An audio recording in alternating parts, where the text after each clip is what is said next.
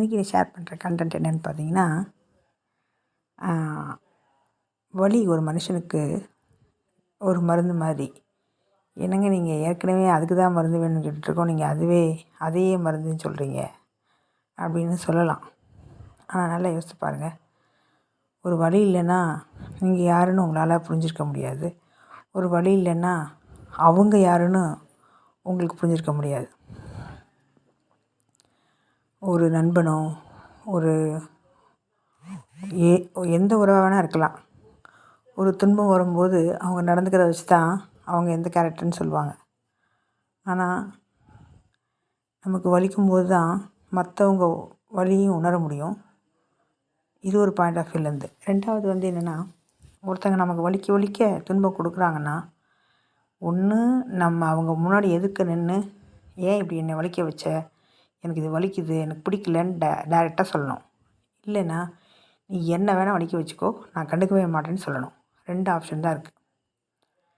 இல்லை நான் அந்த வலியை தாங்கிக்கிட்டு அதுக்கப்புறம் எனக்கு வரும்போது நான் உனக்கு திரும்ப தருவேன் அப்படின்னு சில பேர் இருக்காங்க. நான் என்ன சொல்கிறேன்னா, வலிக்க விட்டுருங்க, நல்லா வலிக்கட்டும். சொல்லுவாங்கள்ல சில பேர், உனக்கு அழுக அழுதுரு, அடக்கி வைக்க வேணான்னு. அது மாதிரி அந்த வலியை நல்லா வலிக்க விட்டுருங்க. அப்போ தான் உங்களுக்கு திரும்ப அது வரவே வராது. நீங்கள் அதை ஏதாவது சாக்கு போக்கு சொல்லி ஏதாவது ஒரு திரையோ ஏதாவது மூடியை போட்டு மூடும்போது என்னென்னா, அது உள்ளே பொறையாகி சீல் பிடிச்சு அந்த வலி பெரிய ரணமாக மாறிடும். நம்ம இத்தினோண்டு ஒரு காயம் இருக்கும்போது அதை சரி பண்ணலைன்னா அதுவே பெரிய காயமாயிடும். அப்போது குணப்படுத்துறதுக்கு நாட்களாகும், வலியும் தாங்கிறது நமக்கு ரொம்ப கஷ்டமாக இருக்கும். இது உறவுலையும் சரி, தொழில்லையும் சரி, எந்த மாதிரி தன்மையிலையும் சரி, அது நீங்கள் ஆன்மீகமாக எடுத்துக்கிட்டாலும் சரி, வாழ்வியலில் எடுத்துக்கிட்டாலும் சரி, இந்த வலியை நம்ம வலிக்க விடணும். இது கேட்க ஈஸியாக இருக்கும், ஆனால் இதை கடந்து போகிறது தான் நிதர்சனமான உண்மை. ப்ராக்டிக்கலாக எல்லோரும் சொல்லுவாங்க, அப்படி சரி பண்ணிடலாம், இப்படி சரி பண்ணிடலாம். ஆனால் இதை அவங்கவுங்க இதை உணர்ந்து அதை அனுபவித்து வெளியே போகும்போது தான் அடுத்த கட்டத்துக்கே மூவ் ஆகி போக முடியும். என்னோடய லைஃப்பில் எடுத்துக்கிட்டிங்கன்னா, எனக்கு வலிக்குதுன்னே தெரியாமையே வலி வந்துச்சு. அப்புறம் வலிக்குதுன்னு சொன்னாலும் அந்த வலி போகல. ரெண்டாவது, என்னை வலிக்க வைக்கிறாங்கன்னு தெரிஞ்சும் என்னால் ஒன்றும் பண்ண முடியல. அதுக்கப்புறம் நமக்கு வலிக்க வைக்கிறவங்களே நம்ம மேலே ரத்த பாசம் உள்ளவங்களும், தாய் தகப்பனும், நண்பர்கள்னு சொல்ல முடியாது. என் லைஃப்பில் என் ரிலேஷன்ஷிப், என் உறவினர்கள்னு பார்த்தாலே என்னோடய கூட பிறந்தவங்களும் என் தாய் தந்தையும் தான். இவங்கள தான் நான் உலகமாக நினச்சிட்டு இருந்தேன். இவங்க தான் எனக்கு வலி கொடுத்தாங்க. அன்பு கொடுக்கலங்கிற 2வது பட்சம். ஆனால் வலிக்க கொடுக்குறாங்க. அதை நான் தாங்க போய் தான், அதை நான் தாக்கு பிடிச்சேன் பார்த்தீங்களா, அதை நின்றேன் பார்த்தீங்களா, அப்போ தான் எனக்கு ஒரு தைரியம், ஒரு கான்ஃபிடென்ட், ஒரு நம்பிக்கை, ஒரு விதமான சக்தி இதெல்லாம் வந்துச்சு. என் தைரியம் எனக்கே தெரிஞ்சிச்சு, நான் யாருன்னு எனக்கே புரிஞ்சிச்சு. அந்த கணத்துலேருந்து, அந்த சனத்துலேருந்து என்னால் தனித்து நிற்க முடிஞ்சிச்சு. அது என் ஃபேமிலியும் சரி, அது என்னால் போராட முடிஞ்சிச்சு. நல்லா யோசித்து பாருங்கள். ஒரு கூட பிறந்தவங்க, ஒரு அப்பா அம்மா நமக்கு எந்த சப்போர்ட்டும் இல்லை அப்படின்னா, திருமணம் போன இடத்துல எப்படி இருக்கும்? அங்கேயும் நம்ம தைரியமாக இருக்கணும். அப்படிங்கிற அந்த தைரியத்தை கொடுத்ததே அவங்க தான். ஒரு வகையில் நான் நன்றி சொல்லுவேன், ஒரு வகையில் நான் வருத்தப்படுவேன். ஆனால் ஒரு கட்டத்தில் புரிஞ்சதுக்கப்புறம் அவங்களுக்கு நன்றி தான் சொல்ல முடிஞ்சிச்சு. இப்போ நான் நன்றியும் சொல்லலை, அவங்கள வெறுக்கவும் செய்யலை, விரும்பவும் செய்யலை. நான் அப்படி நிற்கிறேன், ஒரு சாட்சியாக, ஒரு பார்வையாக. இப்போ எனக்கு வலிக்கலை. இவங்க இதை விட இன்னும் எனக்கு பயங்கரமாக வலி கொடுத்தாலோ இது செஞ்சாலோ எனக்கு வலிக்கலை. அதே மாதிரி தான் நீங்களும் கொண்டு வந்துருங்கன்னு சொல்கிறேன். உங்களுக்கு சொல்ல முடியாத அளவுக்கு வலி இருக்கும். நம்ம நம்பிக்கை வச்சவங்க நம்ம நம்பிக்கையை உடைச்சிருவாங்க. நம்ம அன்பு வச்சவங்களே நமக்கு துரோகம் பண்ணுவாங்க. நம்ம யாருக்காண்டி வாழ்கிறோமோ அவங்களே நமக்கு துன்பம்னு சொல்லுவாங்க. நம்ம குழந்தைங்க நம்ம பேச்சை கேட்க மாட்டாங்க. நம்ம எதை நோக்கி போகணுமோ அதை நோக்கி எல்லா பக்கமும் 4 பக்கமுமே தடையாக இருக்கும். என்ன பண்ணுறதுன்னு தெரியாமல் இருக்கும். அந்த நேரத்தில் அமைதியாக நில்லுங்க. எந்த ஸ்டெப் எடுத்து வைக்காதீங்க. அப்படியே அமைதியாக இருங்க. நீங்கள் யோசிக்க கூட வேண்டாம். அமைதியாக என்ன பண்ணணும்னு யோசிக்க வேண்டாம். ஏன் துன்பம்னு யோசிக்க வேண்டாம். அப்படியே அமைதியாக நின்றுடலாம். அப்புறம் அந்த காலமே உங்களை எந்த பக்கம் கொண்டு போய் நகர்த்திடும். நம்ம அந்த அந்த துன்பத்தை தாக்கு பிடிக்க முடியாமல், அந்த வலியை தாங்க முடியாமல் நம்ம கதறோம் பார்த்தீங்களா, அந்த கதறதே நம்ம இன்னும் வலி அதிகமாக்கி விட்டுறது. அதுதான் நான் உங்கள்கிட்ட சொல்ல வரேன். ஏற்கனவே ₹5 அளவுக்கு வலிக்குதுன்னு வச்சுக்கோங்க.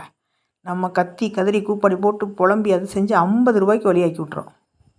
நீங்கள் அமைதியாக இருந்தீங்கன்னா ₹5 வலி ₹1 வலியாக மாறிடுது. உங்களை சுற்றி அப்படியே பாருங்கள், என்ன நடக்குது அப்படிங்கிறத அந்த வலியோடு பாருங்கள்.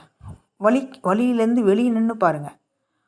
அப்போது உங்களோட பார்வை வேறு மாதிரி இருக்கும். அதுக்காண்டி உடனே வலி டக்குன்னு மறைஞ்சிடுமா அந்த அர்த்தத்தில் சொல்லலை. இந்த வலியை ஏற்றுக்கிற பக்குவம் வரும். எதனால இது வலிக்குதுன்னு புரியும். என்ன பண்ணணும்னு தெளிவு வரும். ஓகே, சரண்டர் மூடு தன்னால் வந்துடும். வலியை ஏற்றுப்போம். பாஞ்சாலிக்கு அந்த அந்த ஆடையை அந்த துரியோதனன் இது பண்ணும்போது அங்கே அவள் சரண்டர் என்னென்னமோ பண்ணா, கதறினா. அவளுக்கு வலிக்காததா? அவளுக்கு வர துன்பம் அந்த துன்பத்தை விடவா நமக்கு வந்துச்சு? அந்த நேரத்தில் அவள் என்ன பண்ணா? கதறினா, கத்துனா, எல்லாம் செஞ்சா. அமைதியாயிட்டா. இறைவனை நீ காப்பாற்றுன்னு விட்டுட்டா. இறைவன் வந்துட்டான்.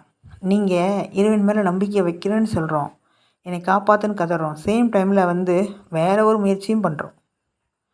பாருங்கள், அந்த ட்ரெஸ் தருவாருன்னு இறைவன் சரணாகதி அடைஞ்சதுக்கப்புறம் இங்கே பக்கத்தில் யாராவது தந்துடுவீங்களான்னு ஒரு கையை இறக்கிட்டாவோ இல்லை ஏதோ செஞ்சுட்டாவோ அந்த கிருஷ்ணன் உடை கொடுத்துருக்க முடியுமா? அப்போ இறைவனே சில சோதனைகளும் சில டெஸ்ட்டுகளும் வைக்க வேண்டியதாக இருக்குது. நீங்கள் தகுதியானவங்களா? அந்த வலியை தாங்குறீங்களா? அந்த வலிக்கு பதிலாக பழிக்கு பழி வாங்கிடுறீங்களா? இல்லை மறந்துடுறீங்களா? இல்லை திரும்ப திரும்ப இதே தப்பு செய்கிறீங்களான்னு ஒரு செக் பண்ணுறதுக்காண்டி நமக்கு வாழ்க்கையில் நடக்குது அப்படின்னு புரிஞ்சால், ஆத்தாடி ஒரு வாட்டி வலி வந்ததே போதும், நம்ம திரும்ப திரும்ப வலிக்க வேண்டாம், இந்த வலியே போதும் அப்படின்னு நமக்கு தோணிடும். இந்த ஒரு வழியை நான் கடந்து தான் போகணுங்கிற ஒரு புரிதலும் இது வந்துடுச்சு அப்படின்னா, அதை நாமளே அக்செப்ட் பண்ணிப்போம். ஒரு நோய் வரும்போது ஊசி போடுறதுக்கு நாமளே வாலண்டரியாக இந்தாங்க ஊசி போடுங்கன்னு நீட்டு வந்துடுமா கையை, அந்த மாதிரி. இதே பயம் இருந்துச்சுன்னா நம்ம பின்னாடியே போவோம். அவங்க நம்ம முன்னாடி அவங்கள நம்மளை நெருங்கிட்டே வந்துடுவாங்க ஊசி போடுறதுக்கு. இது நிறைய பேர் லைஃப்பில் வாழ்க்கை நடந்திருக்கும். இது மாதிரி தான் துன்பம். வலின்னு பயந்து ஓடுறத விட அந்த வலி முன்னாடி எதுக்கு நிற்கணும்னு வச்சுக்கோங்களேன். இதே தான் பயத்துக்கும். பயம் வரும்போது பயப்பட்டு ஓடாமல் அந்த பயத்தை எதிர்த்து நிற்கணும். ஒரு தடவை விவேகானந்தர் ஒரு இடத்துக்கு போயிட்டு இருந்தாராம், மலை தொடருக்கு. திடீர்னு பார்த்தா குரங்குகள் எங்கேருந்தோ திடீர்னு வந்துருச்சான். ஒரு மொத்தமாக குரங்கு கூட்டம் அவரை துரத்த ஆரம்பிச்சிச்சான். இவரும் திட்டுன்னு ஓடினாராம். ஓடிக்கிட்டே இருந்தாராம். அதுவும் ரொம்ப ஸ்பீடாக ஓடி வந்துச்சான். இவரும் ஸ்பீடாக ஓடினாராம். ஒரு கட்டத்தில் உள்ளிருந்து ஒரு குரல் வந்துச்சான், எதிர்த்து நில் அப்படின்னு சொல்லி. உடனே அப்படி ஸ்டாப் பண்ணி அப்படி டேர்ன் பண்ணி அங்கே அந்த குரங்குகளை பார்த்து ஒரு முறை முறைச்சாராம். அத்தனை குரங்கு தெரிச்சு ஓடிச்சான். இது நிதர்சனமான உண்மை. என் லைஃப்பில் ஒன்று நடந்தது. ஒரு ஃப்ரெண்டு வீட்டுக்கு போயிருக்கும்போது, அது என் ஃப்ரெண்டோட ஃப்ரெண்டு வீடு. அந்த ஃப்ரெண்டுக்கே அந்த நாய் தெரியாது. போகிறா முன்னாடி. அவளுக்கு ஏற்கனவே தெரியினால அவளை நாய் ஒன்றும் பண்ணல. நான் புது ஆள்னால அந்த நாய் என்னை அங்கேருந்து துரத்திட்டு வருது. எனக்கு உண்மையே சொல்லணுன்னா, இந்த இது தெரிஞ்சால் கூட நான் எப்படி செஞ்சேன்னு எனக்கே தெரில. அப்படி நாய் ஸ்பீடாக சுற்றி வரும்போது நான் அதோடு சேர்த்து என் பக்கத்தில் வரும்போது ரொட்டேட் பண்ணிட்டேன். அப்படி நாய் என் கூட சேர்ந்து ரொட்டேட் பண்ணி அப்படி வெளியே போனேன். அதுக்குள்ளேயும் பக்கத்தில் உள்ளவங்களாம் வந்துட்டாங்க. அப்போது அந்த பயத்தை நான் எதிர்கொண்ட விதம் இருந்துச்சு பார்த்தீங்களா, ஒரு இமாலய சாதனை மாதிரி தெரிஞ்சிச்சு. நான் அனுபவத்தில் தான் சொல்கிறேன். வலியை ஒழிக்க விட்டுறணும்.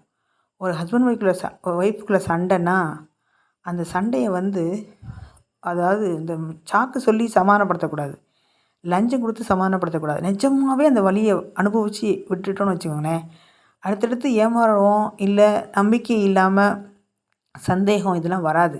சந்தேகம் ஏன் தெரியுமா? நீங்கள் அரைகுறையாக அதுலேருந்து வெளியே வந்ததுனால தான். அந்த துன்பத்துலேருந்து நீங்கள் வலிக்கிறதுலேருந்து வெளியே வந்திருக்க மாட்டீங்க, உள்ளே இருப்பீங்க. அதனால் கண்டிப்பாக